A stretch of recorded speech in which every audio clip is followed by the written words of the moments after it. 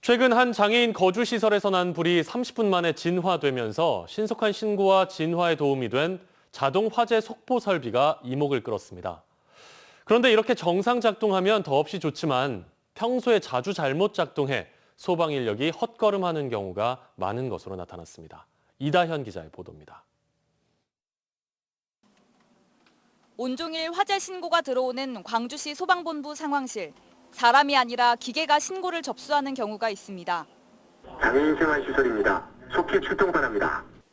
불이 남과 동시에 소방의 상황을 알리는 자동 화재 속보 설비가 작동하는 경우입니다.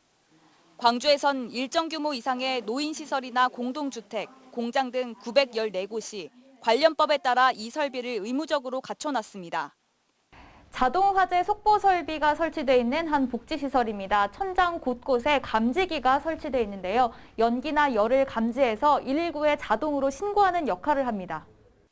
잘 작동하면 빠른 진화에 큰 도움이 됩니다. 지난 주말 아침 장애인 입소자 59명이 살고 있는 한 장애인 시설에서 방화로 불이 났는데 이 설비가 제 역할을 해 신속한 출동이 이루어졌고 불은 큰 피해를 남기지 않고 27분 만에 꺼졌습니다. 문제는 정확도가 터무니없이 떨어진다는 겁니다. 자동 화재 속보 설비가 울려 출동한 사례들 가운데 실제로는 화재가 아니었던 건수의 비율이 최근 몇 년간 99% 아래로 내려온 적이 없습니다. 하루에 6번에서 8번 정도는 소방 인력이 헛걸음을 하는 셈입니다. 지난해 행정사무감사에서도 지적됐을 정도로 어제 오늘 문제가 아닙니다. 소방력 낭비뿐만 아니라 비슷한 시각에 다른 곳에서 실제 화재가 발생했을 경우에 화재 현장에 어떻게 보면 출동 지연이 좀 될 것으로 이렇게 봐진단 말입니다. 다른 데에 나가 있으면은. 네, 그렇습니다. 광주시 소방안전본부는 민간 기술 지원단을 꾸려 이 같은 실태를 확인하고 원인을 분석했습니다.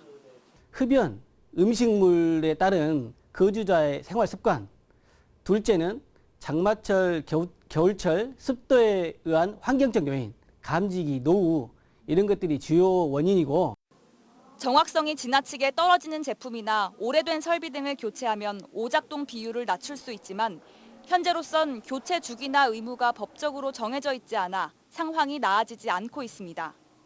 시민 안전을 위한 장치가 소방력 공백을 유발하지 않게 하려면 제도적 보완이 뒷받침돼야 한다는 지적이 나옵니다. MBC 뉴스 이다현입니다.